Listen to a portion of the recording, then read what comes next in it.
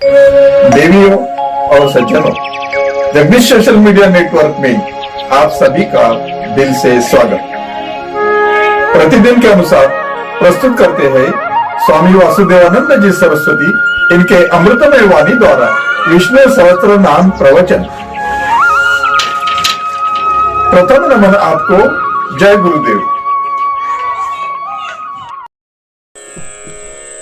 श्री विष्णु सहस्त्रनाम ज्ञान यज्ञ प्रवचन क्रमांक 473, श्लोक क्रमांक 62 और नाम क्रमांक 458। जय महाकाल। आज 6 सितंबर है और अपना महामृत्युंजय महायज्ञ 162 दिन शेष है। जय महामृत्युंजय महायज्ञ। ओम त्र्यंबकं यजामहे सुगंधिं पुष्टिवर्धनम् उर्वारुकमिव बन्धनान् मृत्योर्मुक्षीयमामृतात्। सदाशिवसमारम्भान् शङ्कराचार्यमध्यमाम् अस्मदाचार्यपर्यन्तां वन्दे गुरुपरम्पराम्। नमः चिन्मयदेवाय तेजोमयाय धीमहि सुबोधानन्दरूपाय नमः पुरुषोत्तमाय च। शान्ताकारं भुजगशयनं पद्मनाभं सुरेशं विश्वाधारं गगनसदृशं मेघवर्णं शुभांगं लक्ष्मीकान्तं कमलनयनं योगिभिर्ध्यानगम्यं वन्दे विष्णुं भवभयहरं सर्वलोकैकनाथं।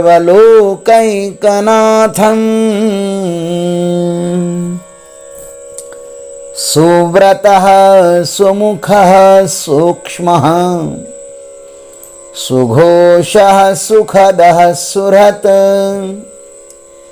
मनोहरो जितक्रोधो वीरबाहुर्विदारणः। ओम सुघोषाय नमः। ओम तत्सत। पहले भगवान को सूक्ष्म कहा और आप अब भगवान को कहते हैं कि भगवान सुघोष है। जिसका मुख सुमुख हो और जिसका स्वरूप कमनीय हो उसका आवाज भी सुघोष होना चाहिए। अब यह सुघोष नाम से कहते हैं। सुघोष का अर्थ है सुंदर और मेघ के समान गंभीर वाणी बोलने वाले परमात्मा।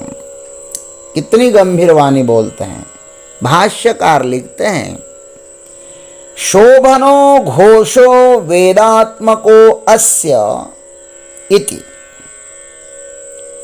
मेघ गंभीर घोषत्वाद वा सुघोषः। भगवान का वेद रूप सुंदर घोष है अथवा वे मेघ के समान गंभीर घोष वाले हैं, इसलिए परमात्मा को सुघोष नाम से कहते हैं।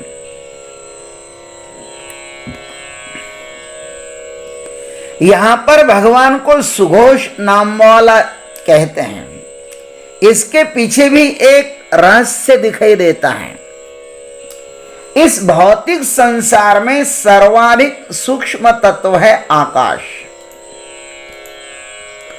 और आकाश का गुण है शब्द। वर्णों के समूह को शब्द कहते हैं और वर्ण यह प्रत्येक भाषा की नींव होती है। भाषा रूपी महल इन वर्णों पर ही खड़ा होता है। हल में जब अच मिलता है, हल माने हल प्रत्यय, हल प्रत्यय में जब अच प्रत्यय मिलता है तब उसको वर्ण कहते हैं। जैसे क धन अ, ये दो मिलकर क वर्ण सिद्ध होता है। व्याकरण में कहा है, बड़ी सुंदर सुंदर बातें बताई है व्याकरण में। वैसे ही ह, य, व, र, ल इत्यादि ये 42 वर्ण हैं। भाषा के अनुसार इनकी संख्या घटती भी है और बढ़ती भी है। अपने विचार किंवा मनोगत प्रदर्शित करने का जो साधन है ना, उसे भाषा कहते हैं। और भाषा के चिन्हों को, संकेतों को लिपि कहते हैं। संस्कृत भाषा की देवनागरी लिपि है। हमारी मराठी भाषा, हिंदी भाषा, भोजपुरी भाषा की लिपि भी क्या है? देवनागरी है। और इस भाषा को अभिव्यक्त करने का नाम जो है उसे वाणी कहते हैं। और कंठ आदि स्थानों में, कितने स्थान है हमारे पास?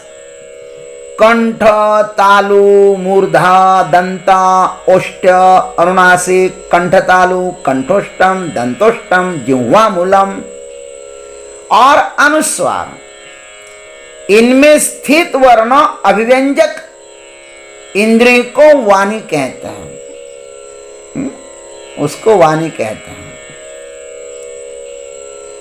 अकुह विसर्जनीयानाम कंठः इचुएषानाम तालो ऋटुरसानाम मूर्धा लृतुलसानाम दंताः। इस प्रकार औष्ठ, अनुनासिक इत्यादि ये स्थान है। इनमें स्थित जो वर्ण है ना, उसको वाणी कहते हैं। और वर्णों को नाम कहते हैं। वर्णों के समूह को नाम कहते हैं। वाणी ही ऋग्वेद रूप नाम को बतलाती है। छांदोग्य श्रुति ने इसका सविस्तर वर्णन किया है। देखो, श्रुति माता को ही बताने में आलस्य नहीं है, तो हम भी क्यों आलस्य करें? अतः आइए और छांदोग्य श्रुति की वाणी आप सुनिए। वाग्वाव नामनो भूयसी वाग्वा ऋग्वेदं विज्ञापयति यजुर्वेदगं सामवेदं अथर्वणं चतुर्थम इतिहास पुराणम पंचमम वेदानाम वेद इत्यादि। इसका अर्थ है निश्चय नाम से बढ़कर वाक है। नाम से भी बढ़कर क्या है? वाणी है, वाक है। कंठादि 8 स्थानों में स्थित वर्णाभिव्यंजक इंद्रिय को वाणी कहते हैं और वर्णों को नाम कहते हैं। वाणी ही ऋग्वेद रूप नाम को बतलाती है। यजुर्वेद, सामवेद, चतुर्थ अथर्वण वेद, इतिहास पुराण को पंचम वेद कहते हैं। वेदों का वेद व्याकरण, श्राद्ध, कल्प, गणित, उत्पात शास्त्र, निधि ज्ञान, तर्कशास्त्र, नीतिशास्त्र, निरुक्त शास्त्र, वेद विद्या शास्त्र, भूत विद्या शास्त्र, धनुर्विद्या शास्त्र, ज्योतिष विद्या शास्त्र, गरुड़ विद्या, संगीत आदि कला, द्युलोक, पृथ्वी, वायु, आकाश, जल, तेज, देव, मनुष्य, पशु, पक्षी, तृण, वनस्पति, हिंसक, जंतु, कीट, पतंग, पिपीलिका पर्यंत प्राणी, धर्म और अधर्म, सत्य और असत्य, साधु और असाधु, मनोज्ञ और अमनोज्ञ जो कुछ भी है सभी वाणी के विषय हैं। कहने का तात्पर्य, यदि वाणी न होती तो न धर्म का ज्ञान होता न अधर्म का ही ज्ञान होता। वाणी के कारण ही इनका ज्ञान होता है। तो फिर सत्य का भी ज्ञान न होता, असत्य का भी ज्ञान न होता, न साधु का ज्ञान होता, न असाधु का ज्ञान होता, न मनोज्ञ का ज्ञान होता और न ही अमनोज्ञ का ही ज्ञान हो पाता। शब्द उच्चारण द्वारा वाणी ही इन सबको विज्ञापन करती है। अतः नाम से श्रेष्ठ इन वाणी की यह ब्रह्म है, इस प्रकार उपासना करनी चाहिए। वाणी की ही यह ब्रह्म है ना, इस प्रकार उपासना करनी चाहिए। इसलिए वाणी के द्वारा कभी अभद्र शब्द मत बोले। वाणी तो साक्षात ब्रह्म है, वाणी का कभी नाश नहीं होता है। इसलिए वाणी और पानी इन दोनों का कभी भी दुरुपयोग नहीं करना चाहिए। इसलिए वेद वाणी को तो साक्षात ब्रह्म ही कहा जाता है।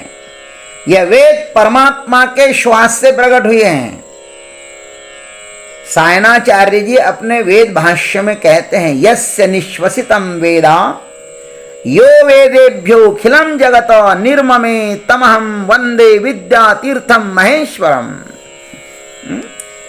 यस्य निश्वसितम वेदो, जिनके श्वास से वेद प्रकट हुए हैं, उस विद्या के महातीर्थ महेश्वर भगवान को हम नमस्कार करते हैं। बृहदारण्यकोपनिषद में भी कहा है, अस्य महतो भूतस्य निश्वसितमेतद ऋग्वेदो यजुर्वेदो सामवेदो अथर्वांगिरसः। उस परमेश्वर से 4 वेद सृष्टि के साथ ही जीवमात्र के कल्याण के लिए प्रकट हुए हैं। भागवत में भी इसी बात को कहा है, वेद प्रणिहितो धर्मः ह्यधर्मस्तद विपर्ययः वेदो नारायणः साक्षात् स्वयंभूः इति शुश्रुमः। वेदों ने जिन कार्यों को करने की आज्ञा दी है ना, वह धर्म है, उसके विपरीत अधर्म है। वेद नारायण रूप में स्वयं प्रकट हुआ है, ऐसा श्रुति ने कहा है। अथवा भागवत में भी कहा है, विप्रागावश्च वेदाश्च तपः सत्यम दमशमः श्रद्धा दया तितिक्षा च क्रतवश्च हरेस्तनुः। ब्राह्मण, गाय, वेद, तप, सत्य, दम, शम, श्रद्धा, दया, तितिक्षा, यज्ञ, ये सब भगवान के क्या है? शरीर है। इनमें भगवान की उपलब्धि होती है। वेदवाणी बहुत ही पावन एवं निर्दोष है। निर्दोषम ही समम ब्रह्म। प्राकृत वाणी में मात्र 4 प्रकार के दोष होते हैं, वेदवाणी में नहीं। भ्रम, प्रमाद, लिप्सा और कर्णापटो, ये प्राकृत वाणी में, हमारे वाणी में 4 प्रकार के दोष होते हैं। वेदवाणी में कोई दोष नहीं होता है।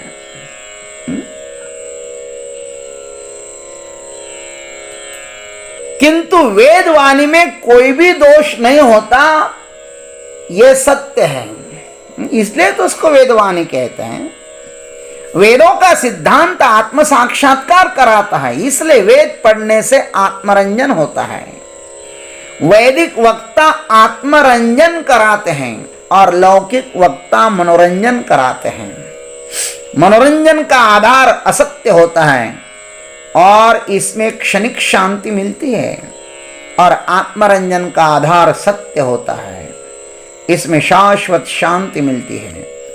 विषयासक्त अज्ञानियों को मनोरंजन ही प्रिय लगता है और वैरागियों को आत्मरंजन। असत्य की आवाज निर्बल होती है, इसलिए यह मनुष्य को बेहोश कराती है, और वेद रूपी परमात्मा की आवाज बलवान होती है, यह सोए हुए मनुष्य को जगाती है। जो वाणी जगाती है ना, उसे ही तो सुघोष कहते हैं। ज्ञानेश्वरी माता कहती है, पय अहिता पासुनी काढ़िती हित देवुनी वाणविती नाही गा श्रुति परवती माउली जगा। श्रुति माता अनेक लोरियां गा गा करके अपने बालकों को अज्ञान रूपी निद्रा से जगाती रहती है। जो भी वाणी हमें अज्ञान रूपी निद्रा से जगाए ना, वह वेद वाणी होवे अथवा गुरुवाणी होवे, उसको तो हम सुघोष ही कहते हैं। इसलिए परमात्मा का ये सुघोष नाम न बड़ा ही प्यारा है। जो जगाए ही ना, वह सच्चा गुरु नहीं है। हमारा ध्यान रखना, जो जगाता है ना अपने को, वही सच्चा गुरु है, वही सच्चा सच्छास्त्र है। सुलाने वाले तो हजारों की संख्या में हैं, लेकिन जगाने वाले मनुष्याणाम सहस्रेषु। ऐसे ही महाराज ये मानव काया सिर्फ और सिर्फ जागने के लिए मिली है। इसलिए तो यह चेद वेदी दत्त सत्यमस्ति न चेदिहा वेदिन महति विनष्टि भूतेषु भूतेषु विचित्य धीरः प्रेत्यास्मान् लोकात् अमृता भवन्ति, ऐसा श्रुति ने कहा है। आज के वक्ताओं को चाहिए कि अपने धार्मिक प्रबोधनों में, कथा कीर्तनों में, प्रवचनों में समाज को जगाने की बात करें, सुलाने की नहीं। सुघोष परमात्मा को आदर दे। मनोरंजन के लिए कॉमेडी सर्कस होती है, ध्यान रखना, उसमें वक्ता और श्रोता दृष्टा क्षणिक सुख का ही आनंद लेते हैं। लेकिन हमें ध्यान रखना चाहिए और कथा कीर्तन की मर्यादाओं का क्षुद्र कामना के लिए उल्लंघन नहीं करना चाहिए। सुघोष परमात्मा का सदैव स्मरण रखना चाहिए। सुघोष परमात्मा को सदैव आदर देना चाहिए। जो सुघोष भगवान को आदर देता है ना, सुघोष भगवान उसकी रक्षा करते हैं। इसलिए अपने वाणी को सुघोष बनाओ। यही इस सुघोष नाम का तात्पर्य है। ओम तत्सत। जय गुरुदेव, जय जगदीश्वर, जय जय महाकाल। अभी आप सुन रहे थे स्वामी वासुदेवानंद जी सरस्वती, इनके अमृतमय वाणी द्वारा विष्णु सहस्त्र नाम ज्ञान यज्ञ प्रवचन का अगला भाग लेकर कल सुबह फिर उपस्थित होंगे। हरिओम।